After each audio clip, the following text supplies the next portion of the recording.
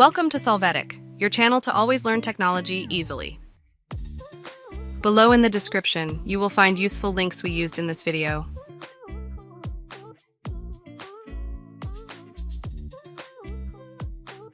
Today in Solvetic, we will see how to download a document from Google Docs.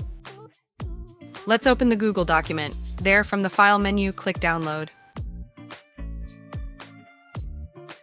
You can see various formats available to download.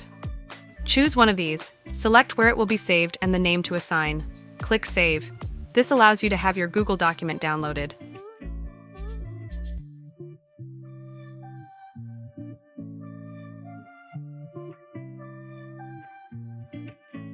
Hey, remember to subscribe Solvetic channel.